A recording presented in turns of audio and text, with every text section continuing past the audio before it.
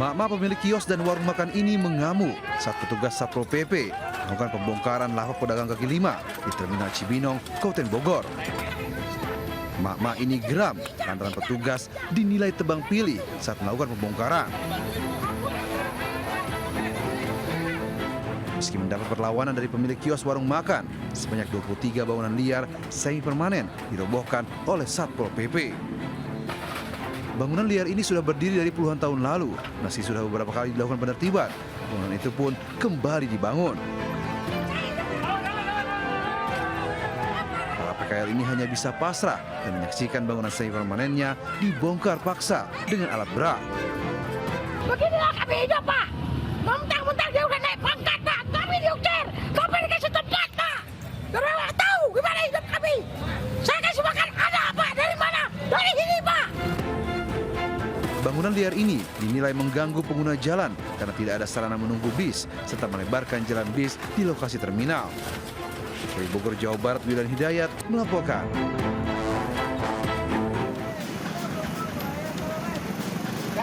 Coba bunyiin. Dalam operasi Patuh Jaya 2025, petugas Satlantas Polres Metro Jakarta Barat menindak sejumlah pengendara yang melakukan pelanggaran lalu lintas di Jalan Satria Grogol, Petamburan. Petugas menegur pengemudi bus antar kota antar provinsi yang kedapatan membunyikan klakson telolet. Klakson ini dinilai mengganggu konsentrasi pengendara lain dan bisa menimbulkan kecelakaan lalu lintas. Selain itu, polisi juga mendapati pemotor yang tidak memiliki plat nomor kendaraan dan berkendara dengan melawan arah. Kebanyakan tidak pakai helm, surat-surat nggak ada, plat nomor nggak ada. Kami tegur untuk memasang.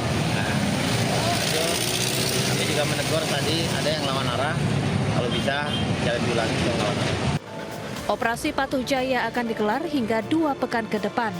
Petugas meminta kepada para pengendara agar mematuhi seluruh peraturan berlalu lintas demi kenyamanan dan keselamatan bersama. Dari Jakarta, Miftahul Gani, iNews melaporkan.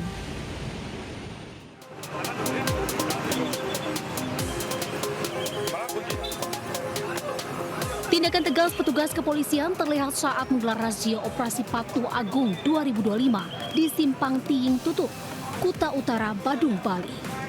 Petugas menghentikan setiap pengendara yang secara kasat mata terlihat melanggar lalu lintas, tidak terkecuali warga asing yang sebagian besar melanggar ketentuan tidak mengenakan helm saat berkendara. Para warga asing kaget lantaran selama ini mereka tidak pernah mendapat sanksi pelanggaran lalu lintas. Diketahui, para pemilik persewaan kendaraan sebelumnya telah mendapat sosialisasi dari Satlantas Polres Badung. Namun sepertinya warga asing tersebut tetap tidak menggubrisnya. Dilihat dari lokasi kita melaksanakan kegiatan di sini, memang di daerah perairan ini banyak prioritas pelanggaran dominan orang asing karena dia tidak juga mempergunakan helm.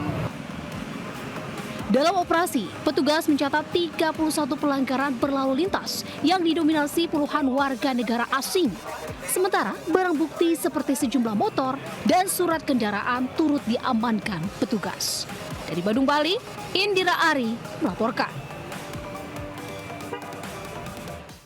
Pemirsa, pencurian ban mobil di parkiran Bandara Internasional I Gusti Ngurah Rai Badung, Bali viral di media sosial. Kasus ini masih ditangani oleh pihak Polres Bandara. Kehilangan ban parkir di airport. Waspada, area yang dinilai aman tak bisa jadi jaminan. Dalam video amatir yang beredar di media sosial, satu unit mobil minibus kehilangan satu ban di bagian belakang sebelah kiri. Insiden pencurian ban mobil tersebut terjadi di Bandara Internasional I Gusti Ngurah Rai, Bali. Pihak korban tak menyangka hal ini terjadi. Pasalnya, letak parkiran berada di lantai 4 Terminal Internasional dan ban hilang hanya terganjal batako. Korban pun segera melaporkan kasus ini ke Polres Bandara. Dan petugas pun melakukan penyelidikan termasuk para saksi dan CCTV di sekitar lokasi. Lapor kami terima, kami segera minta tim untuk melakukan penyelidikan dan sementara saat ini tim masih melaksanakan penyelidikan. Meski baru pertama terjadi, langkah sementara pihak pengelola Bandara I Gusti Ngurah Rai telah mengganti ban dan velg mobil korban yang hilang sebagai bentuk pertanggungjawaban. Dan kasusnya masih dalam penyelidikan lebih lanjut. Dari Badung, Bali, Indira Ari melaporkan. Pengiriman ratusan calon pekerja migran secara ilegal ke Malaysia digagalkan polisi di Bengkalis, Riau. Dalam kasus ini polisi telah menetapkan 11 orang tersangka.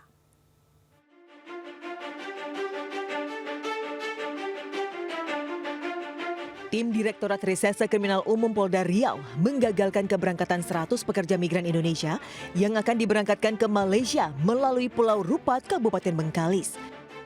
Para pekerja migran ilegal ini ditemukan polisi di hutan bakau setelah diinapkan di tempat penampungan sementara. Selain mengamankan para korban, polisi juga menangkap 11 orang tersangka. 1 orang diantaranya perempuan yang merekrut langsung para pekerja migran. Hingga pertengahan tahun 2025, Polda Riau mencatat sebanyak 100 orang korban TPPO yang diselamatkan. Pihak Kementerian P2MI mengakui bahwa saat ini sistem migrasi tenaga kerja belum sepenuhnya aman dan masih dibajak oleh para mafia TPPO yang hanya mementingkan keuntungan pribadi. Untuk itu pemerintah akan terus memperbaiki sistem migrasi tenaga kerja agar seluruh proses keberangkatan dilakukan legal, aman, dan manusiawi. Dari Pekanbaru Riau, Indra Yose Rizal Ainus melaporkan. Viral seorang warga mengadang pengendara dengan parang. Aksi premanisme ini dilakukan diduga karena pelaku di bawah pengaruh alkohol.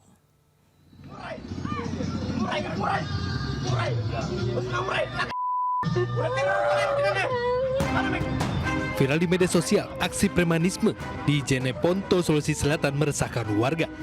Seorang pria menghadang sebuah mobil pick-up menggunakan sebilah benda tajam berupa parang. Diduga pelaku dalam pengaruh minuman keras.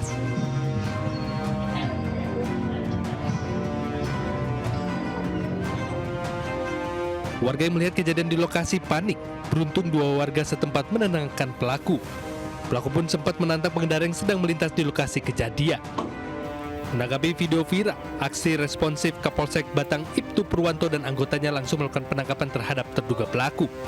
Pelaku ditemukan di salah satu rumah sanak keluarga dan langsung digiring ke Mapolsek Batang untuk diproses lebih lanjut. Tim Liputan Ainus melaporkan. Pemirsa, pendaki asal Belanda bernama Sarah Tamar van Houten terjatuh saat mendaki di Gunung Rinjani, Nusa Tenggara Barat. Setelah peristiwa itu, Taman Nasional Gunung Rinjani menutup sementara pendakian.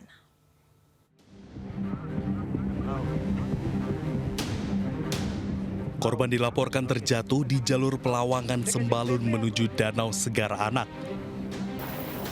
Tim rescue dari Pos SAR Kayangan segera diberangkatkan pada pukul 14.20 waktu Indonesia Tengah.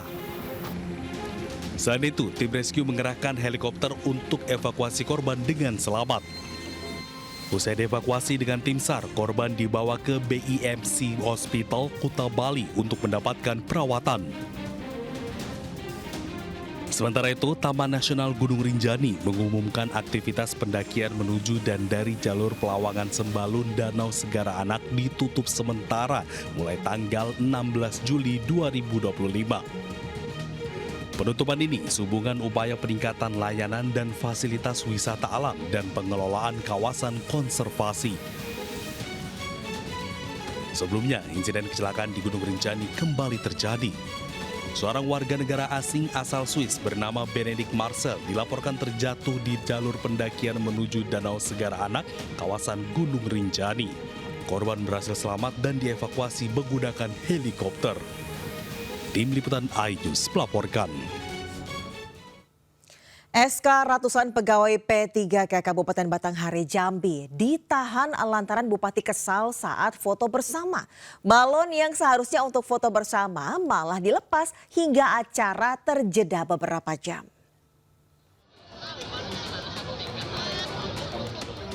Video ratusan pegawai pemerintah dengan perjanjian kerja P3K yang melepaskan balon di kawasan Aek Meliuk, Kabupaten Batanghari Jambi tengah viral.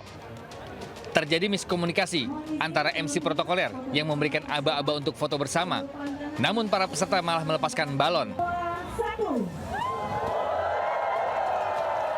Akibat insiden ini, Bupati Batanghari Muhammad Fadil Arif sempat mengambil mikrofon dan mengatakan bahwa instruksi harus didengarkan dan satu komando. Bupati pun langsung meninggalkan tempat acara menuju rumah dinas.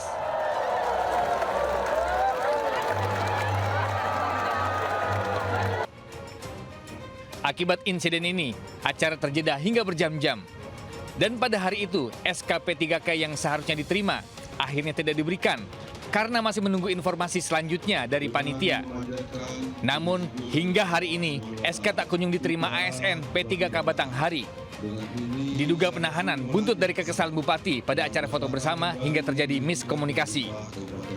Dari Batanghari, Jambi, Joni Firdaus, iNews melaporkan. Seorang wanita mendatangi Mako Damkar karena perhiasan anting berkarat hingga telinganya bengkak. Rupanya penyangga anting telah tertutup kulit.